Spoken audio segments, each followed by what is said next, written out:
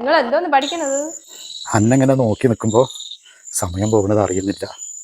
ഈ നിലാവത്ത് നേരം വെളുത്താലും അറിയില്ല.